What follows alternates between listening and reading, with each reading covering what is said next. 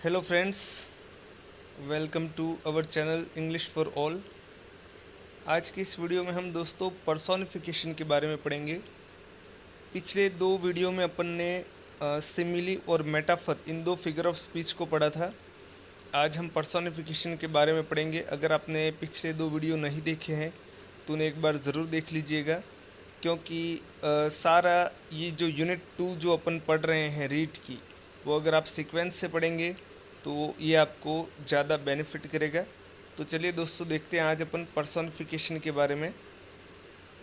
दोस्तों, पर्सोनिफिकेशन होता क्या है इसके बारे में अपन समझते हैं। इसको हिंदी में अपन बोलते हैं मानवीकरण। इसको हिंदी में अपन क्या कहेंगे? मानवीकरण।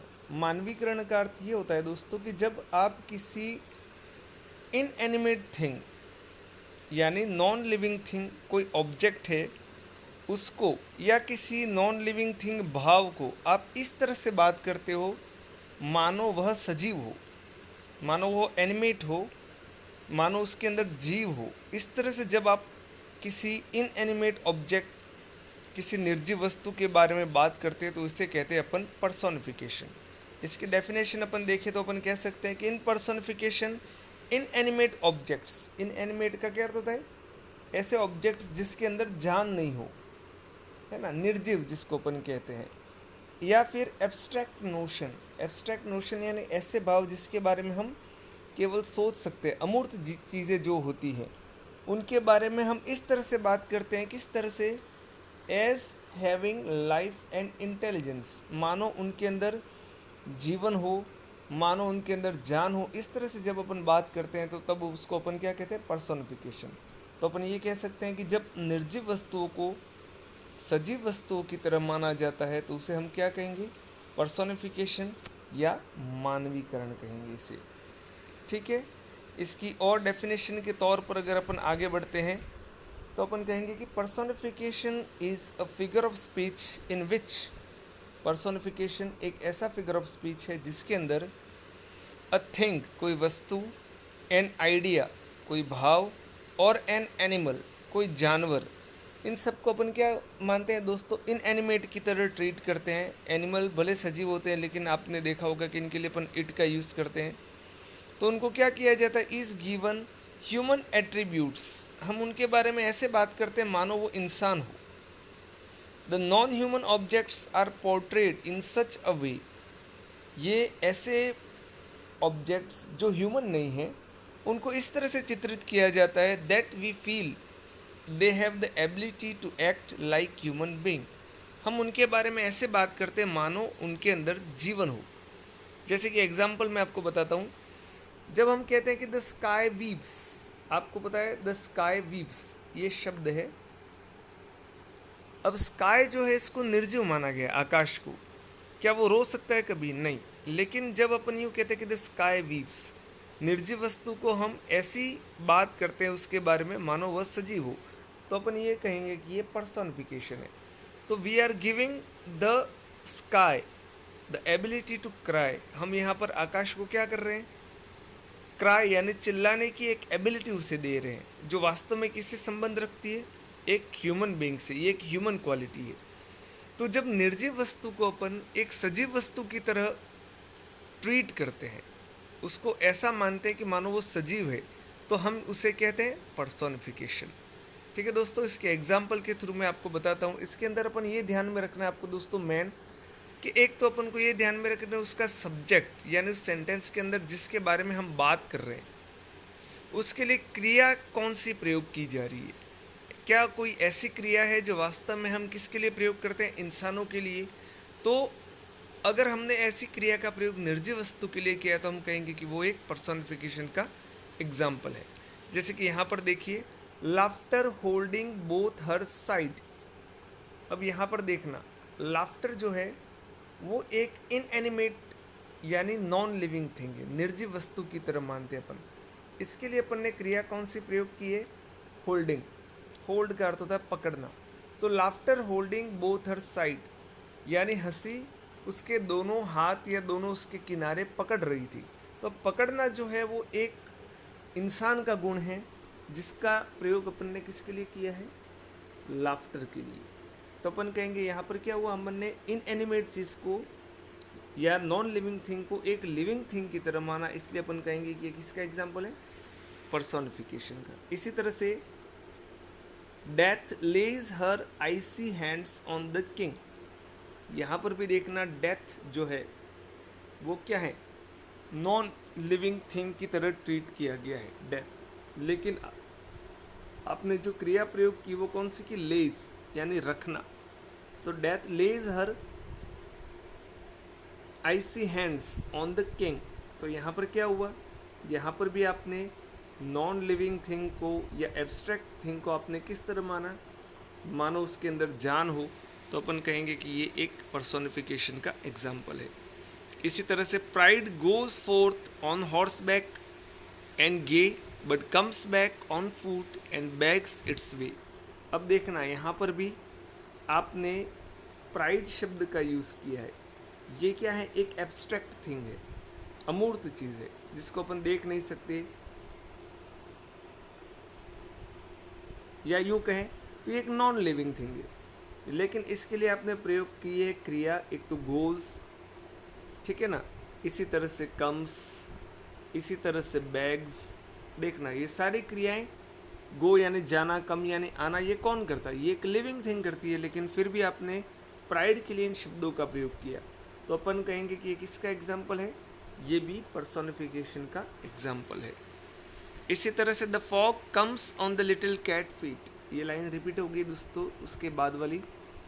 तो यहाँ पर भी देखना the fog comes on little cat feet. अब द फॉग जो है, कोहरा जिसको अपन कहते हैं, इसको अपन एब्स्ट्रैक्ट मानते हैं या नॉन लिविंग थिंग मानते हैं, लेकिन इसको किस तरह से माना गया है, द फॉग कम्स, कोहरा आ रहा है। अब कोहरा आ नहीं सकता है ना, वो एक एनिमेट थिंग ही ये एक्टिविटी कर सकती है, लेकिन फिर भी अपन ने फॉग के लिए वो शब्द यूज़ किया, तो अपन कहेंगे कि ये पर्सोनिफिकेशन है। इसी तरह से the night was creeping over the ground, रात क्या कर रही थी, ग्राउंड पर फैल रही थी। तो यहाँ पर भी देखना नाइट जो है वो नॉन लिविंग थिंग है, लेकिन आपने फिर भी उसके लिए कौन सा शब्द यूज़ किया, क्रीपिंग। इसको इस तरह से ट्रीट किया मानो वह एक लिविंग थिंग हो, तो अपन कहेंगे ये भी एक पर्सोनिफिकेशन का एग्जाम्पल है।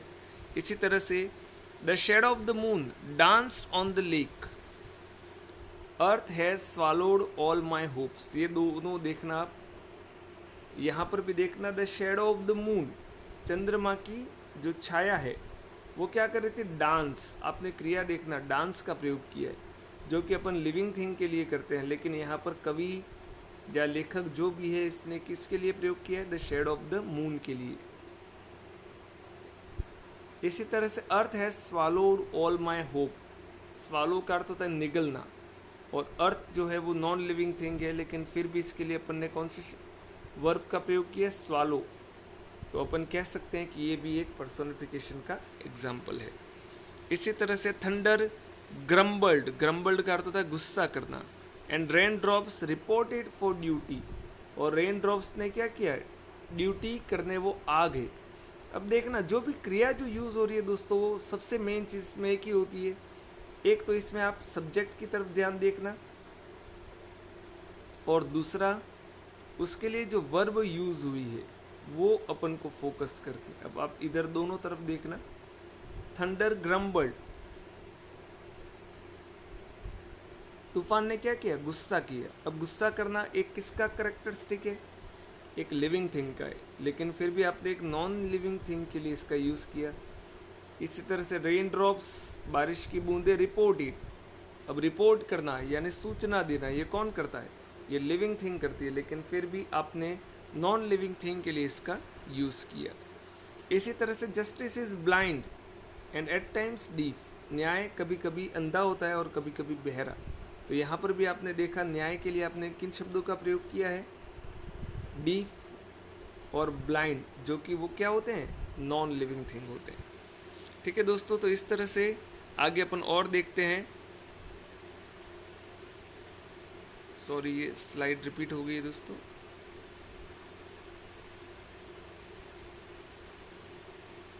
Just second.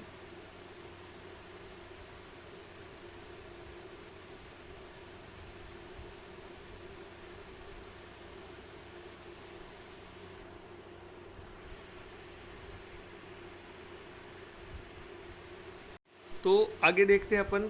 Car care keeps his watch in every old man's eye. यहाँ पर भी आप देखना केयर वर्ड जो यूज़ हुआ है वो किसके लिए यूज़ हुआ है। केयर मतलब एक एब्स्ट्रैक्ट थिंग है, लेकिन इसके लिए जो वर्ब यूज़ हुई है वो है कीप्स, जो कि अपन लिविंग थिंग के लिए करते हैं। तो अपन कहेंगे कि ये भी किसका एग्जाम्पल है, एक पर्सोनिफिकेशन का एग्जाम्पल है। The flood raised over the entire village. यहाँ पर भी आप देखना फ्लड क्या है, एक नॉन लिविंग थिंग है। रेज गुस्सा करना, ओवर द एंटायर विलेज, यानी फ्लड को आपने किस तरह से माना है, मानो वह गुस्सा कर रही है, मानो वो कोई लिविंग थिंग है, इस तरह से आपने इसको ट्रीट किया तो वो पर्सोनिफिकेशन है। The full moon peeped through partial clouds. चंद्रमा बादलों से झांकने लगा। अब झांकने का जो काम है वो एक लिविंग थिंग करती है, लेकिन आपने मून के लिए वो शब्द यूज़ किया है, यानी आपने चंद्रमा जो कि एक नॉन लिविंग थिंग है इसको एक किसकी तरह माना है, एनिमेट थिंग की तरह माना है। April is the cruellest month breeding lilacs out of the dead land. अब अप्रैल जो मंथ है उसको भी आपने क्या माना है, वास्तव में है ये एक नॉन लिविंग थिंग, लेकिन उसको आप इसके लिए आपने शब्द यूज़ किया क्रूएलेस्ट, निर्दयी। तो अपन कहेंगे कि ये क्या है, ये भी एक पर्सोनिफिकेशन का एग्जाम्पल है। इसी तरह से the night was creeping on the ground and did not make a sound. रात जो है वो ग्राउंड पर फैल रही थी और उसने ज़रा भी आवाज़ नहीं की, बल्कि रात जो है वो नॉन लिविंग थिंग है, ठीक है ना, ये कभी आवाज़ करने का सवाल ही नहीं है, लेकिन फिर भी आपने ऐसे शब्दों का प्रयोग किया मानो वह सजीव हो, तो हम कहेंगे कि ये भी पर्सोनिफिकेशन है। The brown grass was bagging for a cutter. Bag का अर्थ होता है याचना करना, भीख मांगना, लेकिन आप देखो यहाँ पर ब्राउन ग्रास का प्रयोग किया गया है, इसके लिए क्रिया जो यूज़ की है वो बैग यूज़ की है, नॉन लिविंग थिंग है। वास्तव में बैगिंग का जो काम है याचना करना वो इंसान कर सकता है, नॉन लिविंग थिंग नहीं कर सकती, तो अपन कहेंगे कि इसको भी अपन ने सजीव की तरह एक बात की है, तो वो पर्सोनिफिकेशन है। The city never स्लीप्स। अब यहाँ पर भी देखना शहर कभी सोता नहीं है, तो यहाँ पर भी आपने देखा होगा कि शहर के लिए कौन सा शब्द प्रयोग किया आपने, स्लिप, जो कि अपन किसके लिए करते हैं, लिविंग थिंग के लिए करते हैं, तो ये भी पर्सोनिफिकेशन है। इसी तरह से and with those 4 words his happiness died. अब यहाँ पर देखना डाई शब्द का यूज़ किया, मरना। अब मरदा कौन है, सजीव व्यक्ति मरता है, लेकिन फिर भी यहाँ पर किसकी मृत्यु बताई गई है, हैप्पीनेस, खुशी की। तो आपने क्रिया जो प्रयोग की वो एक लिविंग थिंग के लिए यूज़ होती है, लेकिन आपने वो क्रिया किसके लिए प्रयोग की है यहाँ पर, हैप्पीनेस के लिए, तो अपन कहेंगे कि ये भी क्या है, एक पर्सोनिफिकेशन का एग्जाम्पल है। इसी तरह से I overheard the streets talking about you. तो यहाँ पर भी देखो ना आप, streets talking about you, streets यानी गलियाँ तुम्हारे बारे में बात कर रही थी। बात कौन करता है, इंसान करते हैं, गलियाँ कभी नहीं करती, नॉन लिविंग थिंग है, लेकिन फिर भी आपने कौन से शब्द का प्रयोग किया, टॉक वर्ब का यूज़ किया, तो ये पर्सोनिफिकेशन का एग्जाम्पल है। The wind whispered the rumours of the forest. यहाँ पर भी देखना विंड जो है हवा, विस्पर्ड यानी कानाफूसी करना, एक दूसरे से बात करना चुपके से, तो यहाँ पर भी देखना हवा कभी एक दूसरे से बात नहीं कर सकती, इंसान ही कर सकते हैं, लेकिन आपने हवा को इस तरह से यहाँ पर ट्रीट किया मानो वह लिविंग थिंग हो, तो अपन कहते हैं कि ये भी किसका एग्जाम्पल है, एक पर्सोनिफिकेशन का है। Light has conquered the darkness. यहाँ पर भी बहुत अच्छे एग्जाम्पल है दोस्तों, इन सबको ध्यान में रखना आप। The light has conquered the darkness, प्रकाश ने अंधेरे को जीत लिया है। तो यहाँ पर कॉन्क्वर्ड, जीतना, ये किसके लिए प्रयोग होता है, इंसानों के लिए होता है, लेकिन फिर भी आपने किसके लिए प्रयोग किया है, लाइट के लिए यूज़ किया, तो अपन कहेंगे ये भी पर्सोनिफिकेशन का एग्जाम्पल है। इसी तरह से when fate summons monarchs must obey. जब भाग्य आदेश देता है तो बड़े बड़े राजा महाराजा भी उसके आदेश की पालना करते हैं। तो फेट एक एब्स्ट्रैक्ट थिंग है, लेकिन इसके लिए आपने जो क्रिया यूज़ की है समॉन, जो अपन लिविंग थिंग के लिए करते हैं, तो अपन कहेंगे कि ये भी एक पर्सोनिफिकेशन का एग्जाम्पल है। ठीक है दोस्तों, इतने एग्जाम्पल्स के थ्रू आप, मुझे लगता है कि आप इस समझ गए होंगे कि वास्तव में पर्सोनिफिकेशन होता क्या है। तो इन नटशेल में आपको ये बता देता हूँ कि पर्सोनिफिकेशन वो होता है जब आप अमूर्त चीज़ों को, निर्जीव वस्तुओं को या उनके बारे में इस तरह से बात करते हो मानो वो सजीव हैं। तो वो क्या कहलाता है, वो पर्सोनिफिकेशन कहलाता है, वो मानवीकरण कहलाता है। ठीक है दोस्तों, अगर आपको मेरा ये वीडियो पसंद आया हो तो इसे लाइक ज़रूर कीजिएगा, और मेरे चैनल को अगर आपने अब तक सब्सक्राइब नहीं किया है तो इसे सब्सक्राइब ज़रूर कीजिएगा। चलिए दोस्तों, मिलते हैं अगले वीडियो में अगले फिगर ऑफ स्पीच के साथ। तब तक के लिए व्यस्त रहिए, मस्त रहिए और पढ़ते रहिए। Okay, thank you.